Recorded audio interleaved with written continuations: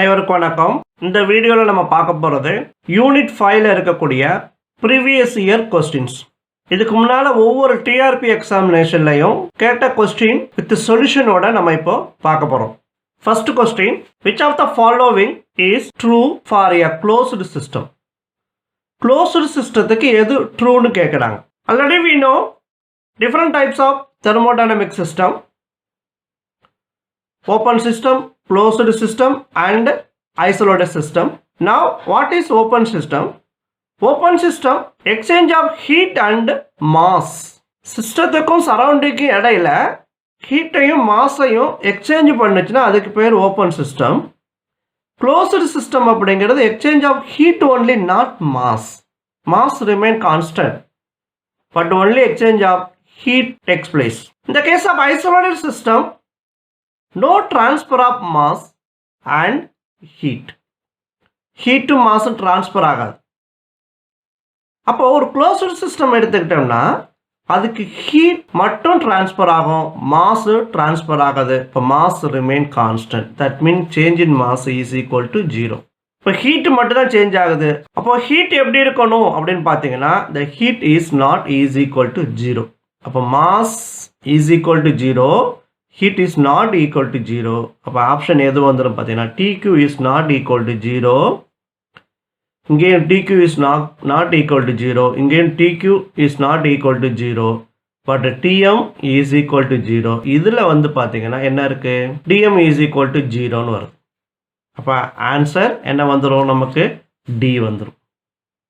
Next one, the residual entropy of N2O at 0 Kelvin according to law of thermodynamic is A 2R ln 10, B R ln 5, C R ln 2, D R ln 3.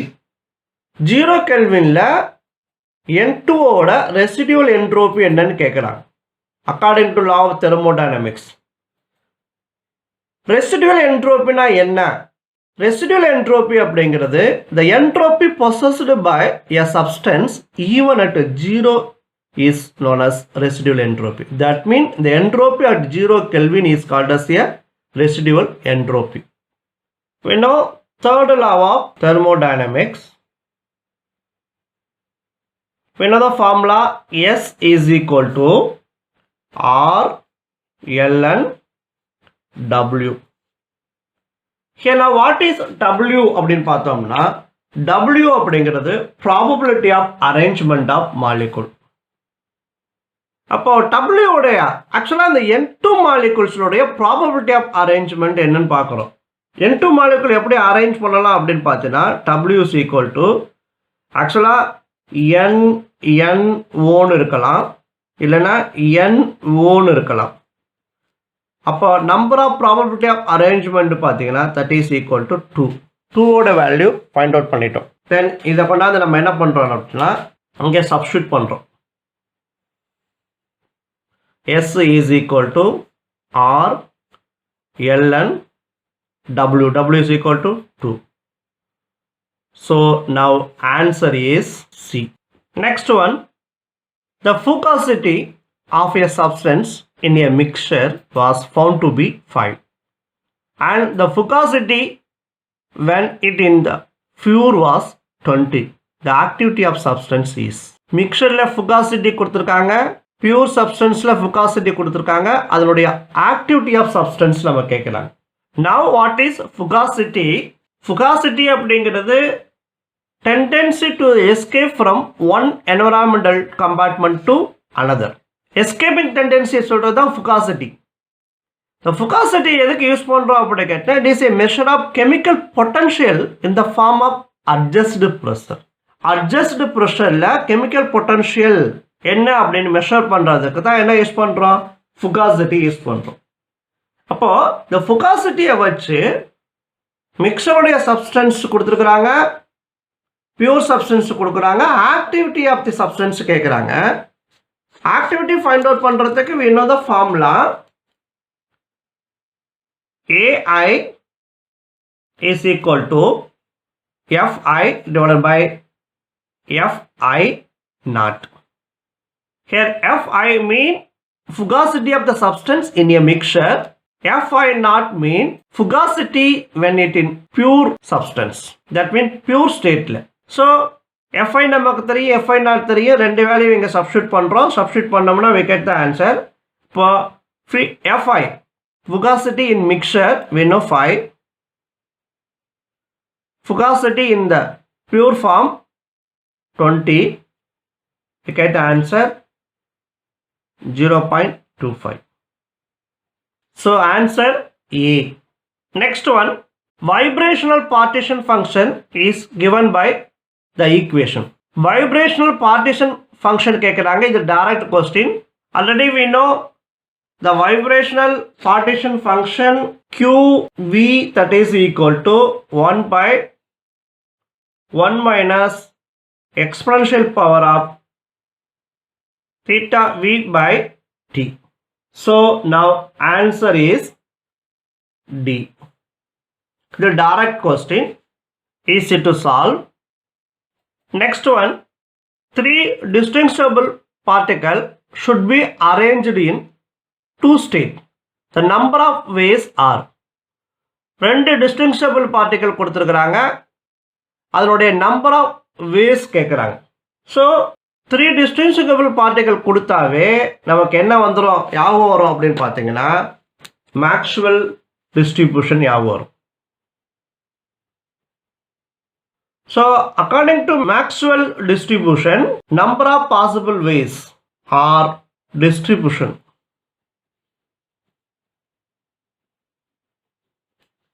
That is equal to Gi power Ni. Here Gi is equal to number of states. What is number of states here? 2 states கொடுத்துக்கலாம். அப்ப is equal to 2 நமக்கு தெரியும். Niங்கிறது number of particle. Now number of particles 3. இது ரெண்டு நமக்கு தெரியும். இந்த ரெண்டு வேல்யூஸும் கொண்டாந்து நம்ம இங்க சப்ஸ்டிட்யூட் பண்றோம். So we get the answer is equal to Gi. Gi we know 2. Ni we know 3. So now answer 8. Answer A. Next one, the stationary and mobile phase in paper chromatography are. Paper chromatography la stationary phase எது, mobile phase எதுன்னு கேக்குறாங்க. Liquid, solid, liquid, liquid, solid, solid, solid, liquid. இப்போ paper குரோமோட்டோகிராஃபியில் எது mobile ஃபேஸாக இருக்கலாம், எது stationary ஃபேஸாக இருக்கலாம் அப்படின்னு பார்த்தோன்னா, மொபைல் ஃபேஸ் அப்படிங்கிறது the solvent that moves through the paper carrying different substance with it. அதாவது எந்தெந்த சப்ஸ்டன்ஸை நம்ம டிஃப்ரென்ஷியேட் பண்ணணுமோ, தட் மீன்ஸ் செப்பரேட் பண்ணணுமோ, அந்த சப்ஸ்டன்ஸை கேரி பண்ணக்கூடியது தான் என்ன சொல்லுவோம், நமக்கு சால்வன்ட் அப்படின்னு சொல்லுவோம். It move through paper. Now what is stationary phase அப்படிங்கிறது is contained on paper and does not move through it. பேப்பர்ல இருக்கும், does not move சொல்லுவோம். அப்ப paper குரோமோட்டோகிராஃபில water in cellulose act as stationary phase.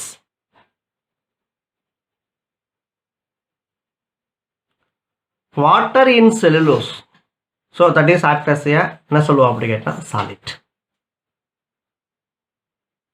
Already we know the mobile phase is a solvent that should be in liquid state.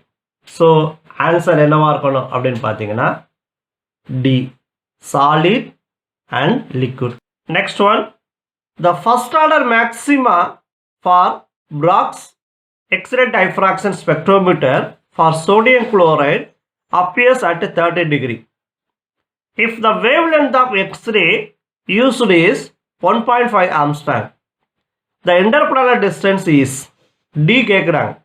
lambda கொடுத்துட்டாங்க, angle theta கொடுத்துட்டாங்க, they ask distance. இப்போ இங்க என்னென்ன கொடுக்குறாங்க அப்படின்னு பார்த்தோன்னா, lambda is given. Lambda is equal to 1.5 Armstrong. theta also given 30 degree. They asked d is equal to n கேக்குறாங்க. According to Brock's equation, we know the formula n lambda is equal to 2d sin theta. Here n is equal to order of reflection. Order of reflection also even here we know first order maxima. அப்ப n is equal to 1. இப்ப நமக்கு d தான் வேணும். d அந்த பக்கம் வச்சுட்டு மீதி எல்லாம் அந்த சைடு கொண்டு போயிடும். So d that is equal to n lambda divided by 2 sin theta. இப்போ இங்க வேல்யூ சப்ஸ்டிட்யூட் பண்றோம்.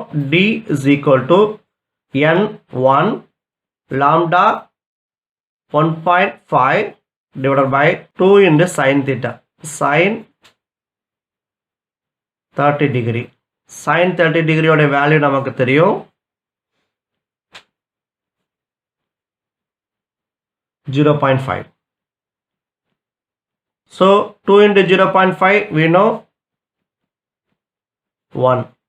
So answer 1.5 Armstrong. Option C. Very easy one. Next one.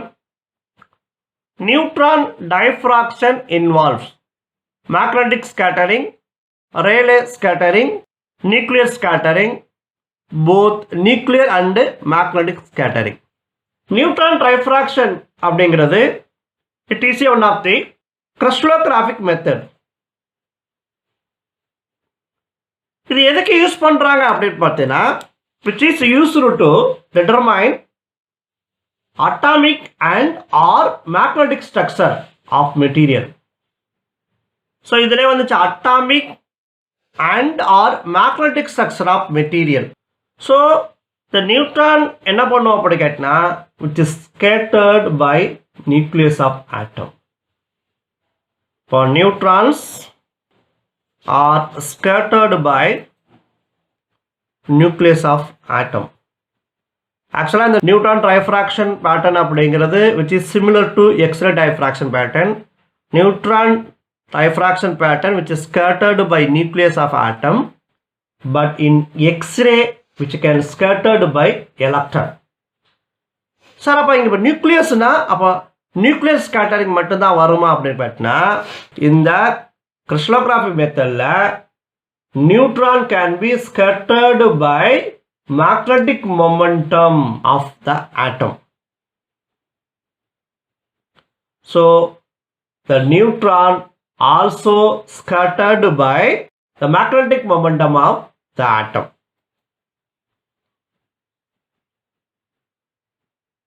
So which is scattered nuclear and magnetic. So answer D, both nuclear and magnetic scattering. Next one, boson and fermion are respectively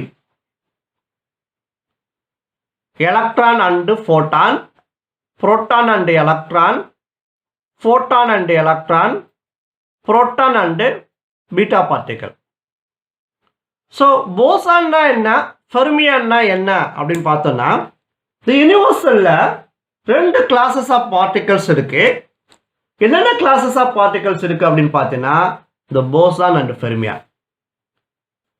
Fermions na enna அப்படினு பார்த்தோம்னா fermions have half integral multiple spin. அது எப்படி இருக்கலாம் பார்த்தோம்னா plus or minus half இருக்கலாம்.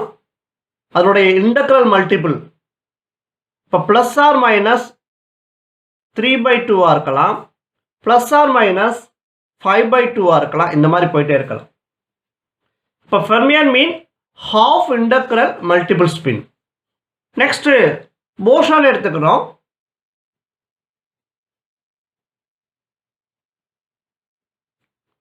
boson எப்படி இருக்கும் அப்படி கேட்டனா that should be either 0 or even integral spin. அதாவது 0 இருக்கலாம், plus or minus 1 இருக்கலாம், plus or minus 2 இருக்கலாம், plus or minus 3 இருக்கலாம். இப்போ இதுதான் ஃபெர்மியான் அண்ட் போசான் அப்படின்னு சொல்லுவோம். இப்போ இந்த யூனிவர்ஸில் இருக்கக்கூடிய எல்லா பார்ட்டிகல்ஸும் இந்த 2 கேட்டகரிக்குள்ள வந்துடும், ஃபெர்மியான்ஸுக்குள்ளும் போசானுக்குள்ளே வந்துடும். இப்போ ஃபெர்மியானுக்கு எக்ஸாம்பிள் பார்த்தோம்னா என்ன சொல்லலாம் அப்படி கேட்டால் electron, neutron, protons, electron, protons, neutrons, இதெல்லாம் எக்ஸாம்பிள் ஃபார் ஃபெர்மியான்ஸ். போசானுக்கு எக்ஸாம்பிள் எடுத்துக்கிட்டோம் அப்படி கேட்டினா ஃபார் எக்ஸாம்பிள் ஃபோட்டான் எடுத்துக்கலாம். ஃபோட்டான் மீன் லைட். இப்போ இதில் நமக்கு ஆன்சர் தெரிஞ்சு போசான் அப்படிங்கிறது ஃபோட்டான், ஃபெர்மியான் அப்படிங்கிறது எலக்ட்ரான், புரோட்டான், நியூட்ரான். அப்போ ஃபோட்டானோட வர்றது ஃபஸ்ட்டு போசான், போசானுங்கிறது ஃபோட்டான். நெக்ஸ்ட்டு ஃபெர்மியான், ஃபெர்மியானுங்கிறது இதில் 3ல் 3. ஃபோட்டான் எடுத்துக்கிறோம், ஃபோட்டான் இருக்கிறது 1. ஆக்சுவலாக இது வந்து ஃபெர்மியானுக்குள்ளே வந்துடுது.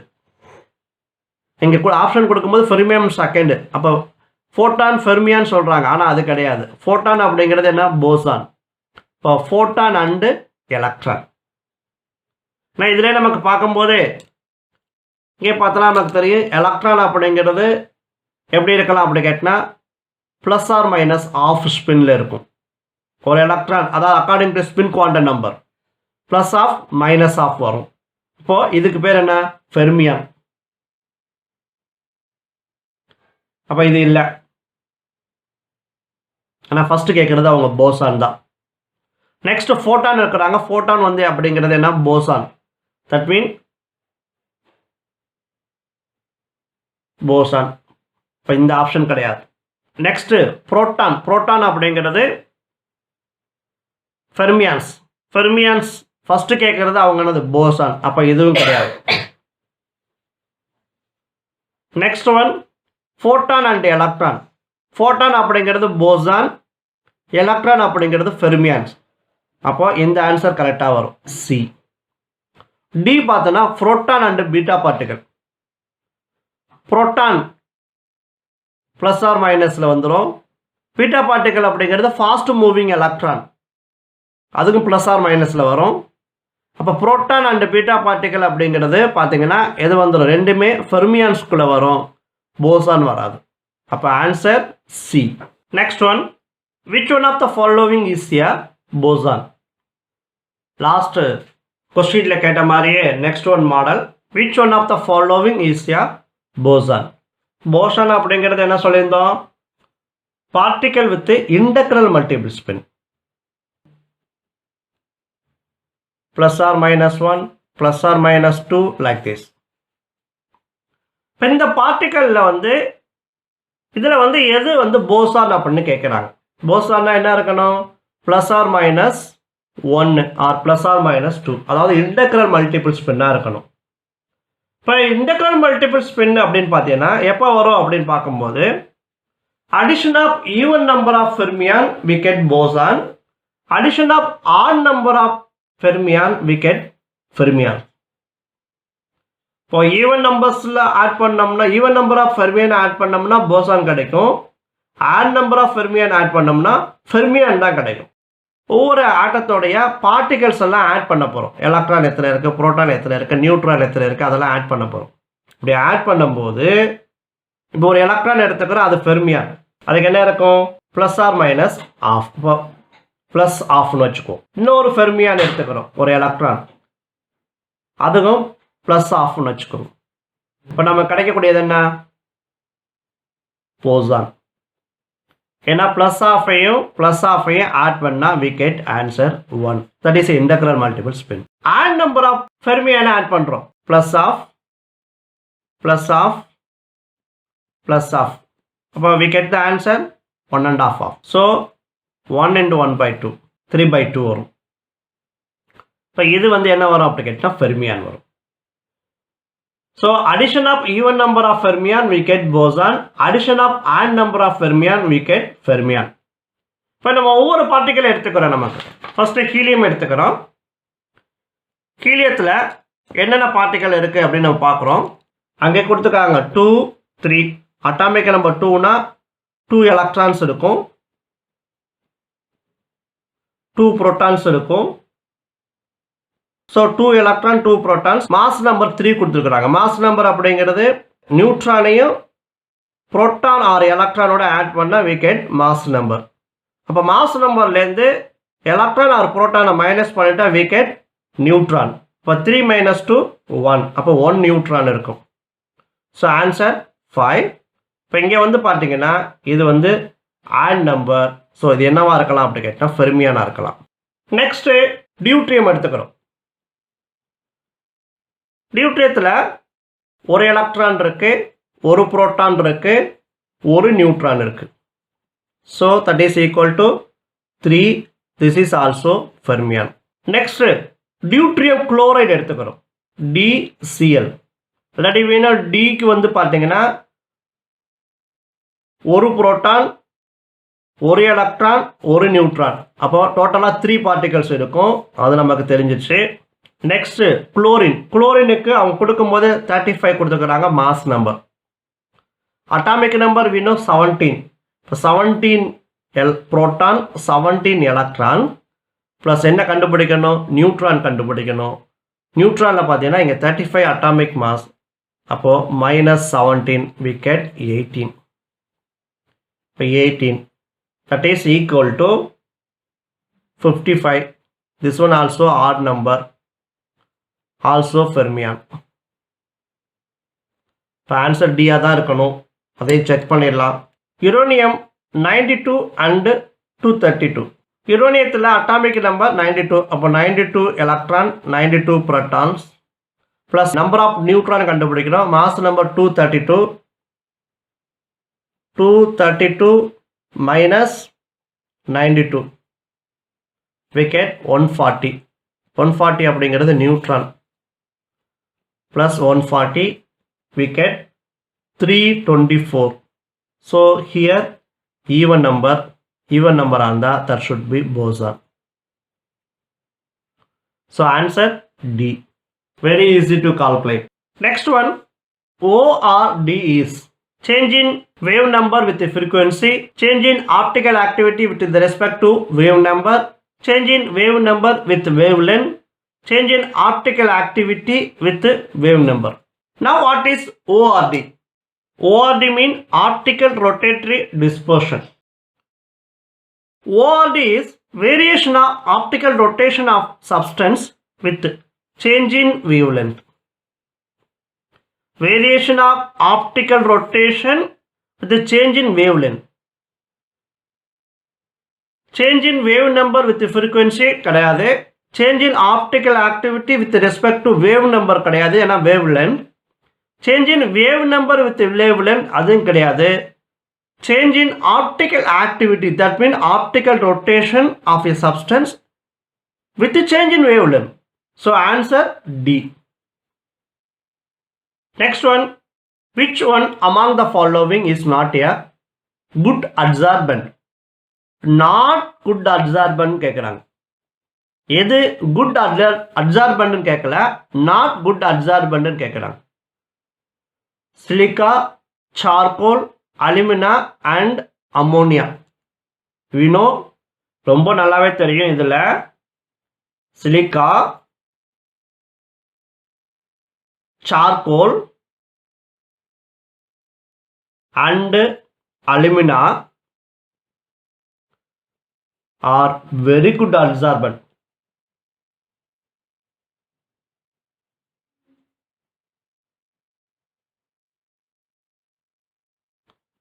அப்ப எதுதான் அட்சார்பண்டா இருக்காது அப்படின்னு கேட்டீங்கன்னா ammonia. Next one, RF value is always 0, 10, lesser than 1, greater than 1. RF value எப்போ 0 இருக்கும், 10 இருக்கும், less than 1 இருக்கும், greater than 1 இருக்கும் கொடுத்துருக்காங்க. RF value எப்படி இருக்கும் அப்படின்னு கேட்குறாங்க. இதில் எது சூட்டபிளாக இருக்குன்னு பார்க்கும்போது, now what is RF? RF அப்படிங்கிறது என்ன சொல்லுவோம் அப்படி கேட்டால், it is a retention factor அப்படின்னு சொல்லுவோம்.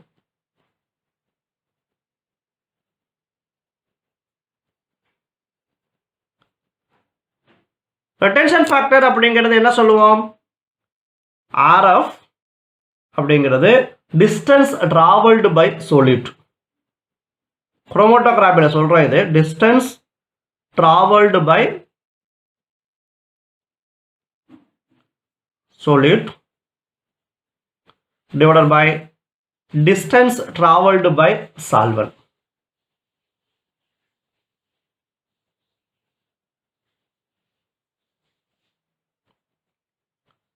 Solvent denominatorல இருக்கு, solid numeratorல இருக்கு. இப்போ சால்வெண்டோடைய டிஸ்டன்ஸ் வந்து solidோடைய டிஸ்டன்ஸை விட கிரேட்டரா இருக்குன்னு வச்சுக்கோங்களேன். இப்போ சால்வெண்டும் solidோடைய டிஸ்டன்ஸ் ரெண்டுமே சேமா இருந்துச்சுன்னா that is equal to 1. அதே டிஸ்டன்ஸ் டிராவல்டு பை solid வந்து கம்மியா இருக்கு, டிஸ்டன்ஸ் டிராவல்டு பை சால்வெண்ட் வந்து கிரேட்டரா இருக்கு. இது கிரேட்டரா இருக்கு, இது ஸ்மாலரா இருக்கு அப்படின்னு கேட்டினா the value that should be எப்படி இருக்கலாம், less than 1 இருக்கலாம். So RF is less than 1. நமக்கு ஆன்சர் வந்துருச்சு. இப்போ சால்வெண்டோ கிரேட்டராக இருந்து solid ஸ்மாலராக இருந்துச்சுன்னா, அதாவது இது இருந்துச்சுன்னா அப்போ என்னவா இருக்கணும், less than 1 இருக்கணும். இதில் என்ன பார்க்குறோம் அப்படி கேட்டினா the distance traveled by solid and solvent are depends upon the polarity. For example chromatography டெக்னிக்கில் வந்து ஆக்சுவலாக இப்போ பேப்பர் குரோமோட்டோகிராஃபி எடுத்துக்கிட்டோன்னா பேப்பர் குரோமோட்டோகிராஃபியில் இது பேப்பர்,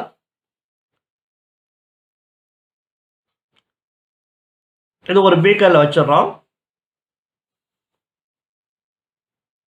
இப்போ இங்கே என்ன பண்ணுறோம் அப்படி கேட்டினா சால்வெண்ட்டை ஃபில் பண்ணிடுறோம். இங்கே சால்வெண்ட் இருக்குது. இப்போ நம்ம எந்த சப்ஸ்டன்ஸை நம்ம வந்து செப்பரேட் பண்ணோமோ அந்த சப்ஸ்டன்ஸை வந்து spot வச்சிடறோம்.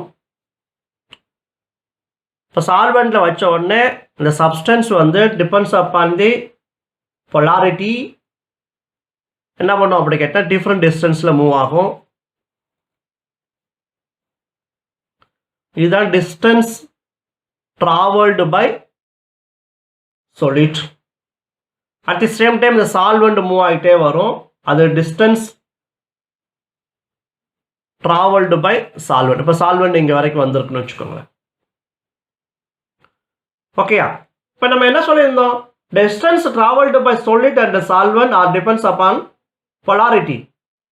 For example solvent polarity வந்து கிரேட்டராக இருந்துச்சுன்னா distance travelled by the solvent decrease ஆகும்.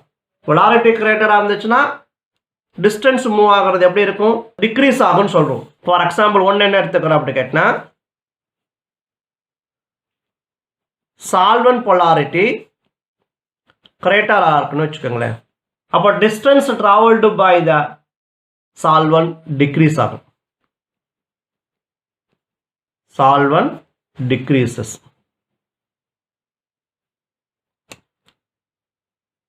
For example distance travelled by solvent வந்து டிக்ரீஸ் ஆச்சுன்னா, இது கம்மியாகிடுச்சுன்னா அந்த RF value that should be is equal to 1.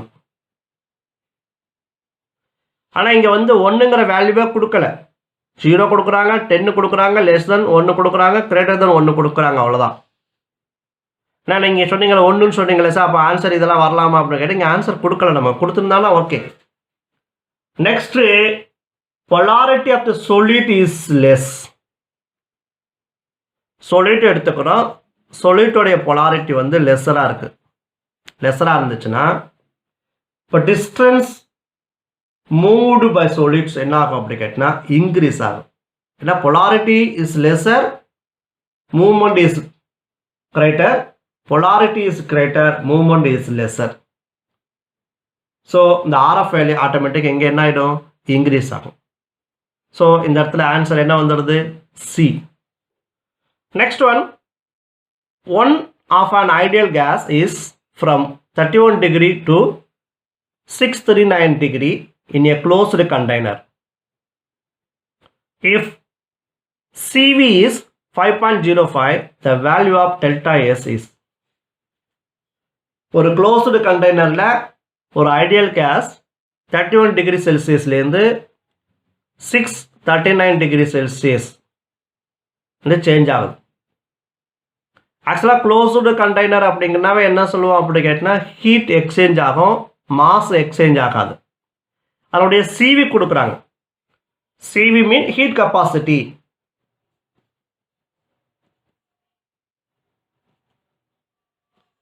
தெர்மோடைனமிக்ஸ்ல கேட்கக்கூடியது heat capacity at constant volume. அது கொடுத்துருக்குறாங்க 5.05 கொஸ்டின்ல கொடுக்குறாங்க. Temperature also given. T1, T2 கொடுக்குறாங்க. T1, T2, T1 is a 31 degree Celsius. T2 is a 639 degree Celsius. Okay, இதை நம்ம என்ன பண்ணுறோம் அப்படி கேட்டினா கெல்வினுக்கு மாற்றுறோம். கெல்வினுக்கு மாற்றும் போது நம்ம எதை ஆட் பண்ணுவோம்? Plus 273 kelvin, we get 304 kelvin. இதில் 273 ஆட் பண்ணோம்னா we get 912 kelvin. So delta S கண்டுபிடிக்கிறதுக்கு நமக்கு என்ன ஃபார்முலா அப்படின்னு பார்த்தோம்னா delta S that is equal to n into CV ln D2 divided by T1 plus n into ln V2 divided by V1. இந்த இடத்துல V2 divided by V1. That means change in volume. Delta V. Change in volume நமக்கு தெரியும். இது closed container. Closed containerனாவே என்ன சொல்லுவோம் அப்படி கேட்டா heat exchange ஆகும், mass exchange ஆகும். That means volume remain constant. Delta V is equal to 0. அப்போ இது டோட்டலா அடிச்சிரும். இப்போ நமக்கு என்ன வரும் அப்படி கேட்டா delta S equal to n into CV ln T2 divided by T1. So n அப்படிங்கிறது number of moles. Number of moles also given, n is equal to 1 mole. For 1 CV we know 5.05 into 912 divided by 304 ln. So that is equal to 5.05 ln 912 divided by 304. So answer E. Next one, change of free energy and change of entropy are related as. Direct question. Free energy entropy related பண்றோம். We know delta G that is equal to del H minus T into delta S. Answer. Next one, chemical potential is the increase in dash at constant temperature pressure when 1 mole of the constituents is added to the system. இது தெர்மோடைனமிக்ஸ்ல கேக்குறது தான். ஒரு சிஸ்டத்துல 1 mole of the constituents வந்து add பண்றோம்.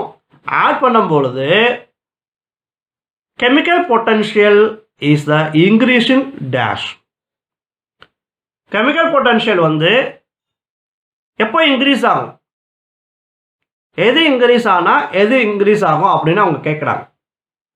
Already we know the chemical potential mu I is equal to dou G divided by N1 at constant temperature, pressure.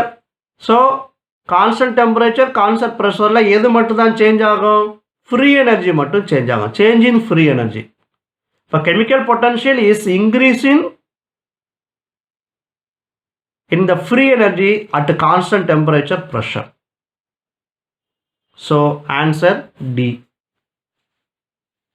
Next one, 15 gram molecule of hydrogen on interaction with 5.2 gram molecule of iodine vapor at 444 degrees Celsius produce 10 gram molecules of hydrogen iodide. The equilibrium constant for this reaction is. இப்போ இனிஷியல்ல எவ்வளோ mass எடுத்துருக்காங்க அப்படின்னு கொடுக்குறாங்க. ஈக்குலிபிரியத்தில் எவ்வளோ hydrogen iodide form பண்ணுது அப்படின்னு கொடுக்குறாங்க. Equilibrium constant கேட்குறாங்க. அட் இனிஷியல் ஹைட்ரஜனுடைய மாஸ் கொடுக்குறாங்க 15 கிராம், அயோடினுடைய மாஸ் கொடுக்குறாங்க 5.2 கிராம். அட் ஈக்லிபிரியத்தில் ஹைட்ரஜன் அயோடைடைய மாஸ் கொடுக்குறாங்க. That is equal to 10 gram. They ask Kc is equal to what? The hydrogen combined with iodine, they gives hydrogen iodide. 15 gram of hydrogen, 5.2 gram of iodine react ஆகுது. இது எப்போ? இனிஷியலா. இப்போ initial number of moles வந்து கொடுக்குறாங்க 15 gram, 5.2 gram. நமக்கு தெரியும் இதில் 1 மோல், இதில் 1 மோல் எடுத்துக்கிறோம். 1 மோல் எடுக்கும்போது இதுலேருந்து ஒரு எக்ஸ் மோலும் இதுலேருந்து ஒரு எக்ஸ் மோலும் ரியாக்ட் ஆகி 2x மோல் ஃபார்ம் பண்ணும். எவ்வளவு ஃபார்ம் பண்ணி இருக்குன்னு கொடுக்குறாங்க? 10 கிராம்ஸ் இருக்குன்னு சொல்லிக்கிறாங்க. 10 கிராம், 10 கிராம்னா 2 into 5. இப்போ 2x மோல்னா 5 கிராம் ரியாக்ட் ஆகிருக்கு. இப்போ இதுலேருந்து 5 கிராம் ரியாக்ட் ஆகிருக்கு, இதுலேருந்து 5 கிராம் ரியாக்ட் ஆகிருக்கு. அப்போ ரியாக்டட் பார்த்தீங்கன்னா எவ்வளவு? 5. அப்போ அட் ஈக்லிபிரியத்தில் எவ்வளோ இருக்குன்னு கண்டுபிடிக்கிறோம். அட் ஈக்லிபிரியத்தில் நம்ம 15 எடுத்துக்கிட்டால் அதில் 5 போயிடுச்சு, ரிமைனிங் 10. இங்கே 5.2 எடுத்துக்கிட்டால் அதில் 5 போயிடுச்சு, ரிமைனிங் 0.2. இது ஈக்லிபிரியத்தில் 10 கிராம் இருக்குது. இப்போ இந்த வேல்யூஸ்லாம் கொண்டாந்து இங்கே சப்ஸ்டியூட் பண்ணுறோம். we know Kc is equal to molar concentration of hydrogen iodide divided by molar concentration of hydrogen and iodine. நமக்கு தெரியும். இந்த வேல்யூவை கொண்டாந்து இங்கே சப்ஸ்டியூட் பண்ணுறோம். ஹைட்ரஜன் அயோடைய molar concentration 10 with power 2 divided by molar concentration of hydrogen 10 into molar concentration iodine 0.2. 10 into 10, 100 divided by 10 into 0.2, 2, we get 50. So answer D. Next one, in column chromatography, the decreasing order of substance to get absorbed. Decreasing order of substance to get absorbed கேட்குறாங்க. The absorption is depends upon the polarity of the substance. இப்போ order of polarity பார்த்தீங்கன்னா acid is more polar than alcohol, alcohol is more polar than aldehyde, aldehyde is more polar than hydrocarbon. So decreasing order of the substance also this one. அப்போ answer A. Next one, zinc oxide is white in cold but it form yellow on heating. The reason is Schottky defect, Frankel defect, metal deficiency defect, metal excess defect. Various type of defect இருக்கு. Schottky defect, Frankel defect, metal deficiency defect, metal excess defect. Schottky defect அப்படிங்கிறது missing of equal number of cation and anion. Frankel defect அப்படிங்கிறது dislocation of atom. metal deficiency defect அப்படிங்கிறது metal வந்து கம்மியாக இருக்கணும். Metal excess defect அப்படிங்கிறது metal எக்ஸஸாக இருக்கணும். But crystal is electrically neutral. இப்போ இங்கே சொல்லும் போது என்ன கொடுக்குறாங்க? ஜிங்க் ஆக்சைடை வந்து கோல்டு கண்டிஷனில் ஒயிட்டாக இருக்கும். அதே ஜிங்க் ஆக்சைடு வந்து ஹீட் பண்ணோம்னா இட் பிகம்ஸ் எல்லோ. ஏன் எல்லோவாக மாறுது அப்படின்னு நம்ம பார்க்கும்பொழுது ஏற்கனவே நம்ம ஸ்டடி பண்ணது தான் இது. Zinc oxide on heating which gives Zn2+ and of O2. The gas is escaped. That means when Zn1 on heating gives Zn2+ and O2-. The O2- ions என்ன பண்ணுன்னா O2- ion combine ஆகி O2 gas escape ஆகும் by loss of 4 electron. Excess of electron lose பண்ணிட்டு போயிடும். இப்போ இது வெளியில் போயிடுச்சு. அப்போ எது எக்ஸஸாக இருக்கும் அப்படின்னு கேட்டினா Zn2+ ions இருக்கும். இங்கே டிஃபெக்ட் ஏற்படும். That defect is called as a metal excess defect. So answer D. Next one, at 250 degrees Celsius, the degree of dissociation of 0.1 m weak acid was found to be 0.5. the dissociation constant of the acid கேட்குறாங்க. So இது Oswald dilution லாவை base பண்ணி வரக்கூடிய question ஈக்லிபிரியத்துலேருந்து. அவங்க கொடுக்குறது என்ன கொடுக்குறாங்க, degree of dissociation கொடுக்குறாங்க, alpha கொடுக்குறாங்க. Alpha equal to 0.5. ஆசிட்டோடைய கான்சன்ட்ரேஷன் கொடுக்குறாங்க, C that is equal to 0.1 m. அவங்க கேட்குறது Ks equal to என்னன்னு கேட்குறாங்க. According to Oswald dilution law, dissociation constant of weak acid that is equal to alpha squared C divided by 1 minus alpha. Alpha we know 0.5 with the power 2, C 0.1 m divided by 1 minus alpha 0.5. 0.5 with the power 2 into 0.1 divided by 1 minus alpha we know 0.5. 0.5 0.5 cancel பண்ணிடுறோம். We get 0.5 into 0.1. So answer 0.05. இந்த video உங்களுக்கு ரொம்பவே பிடிச்சிருக்கும். வீடியோவை பார்த்துட்டு video உங்களுக்கு பிடிச்சிருந்தா like பண்ணுங்கள், மற்றவங்களுக்கு ஷேர் பண்ணுங்கள். கண்டிப்பாக சப்ஸ்கிரைப் பண்ண மறக்காதீங்க. அப்போ தான் நான் போடக்கூடிய வீடியோ உங்களுக்கு அடிக்கடி வந்து சேரும். தேங்க்யூ.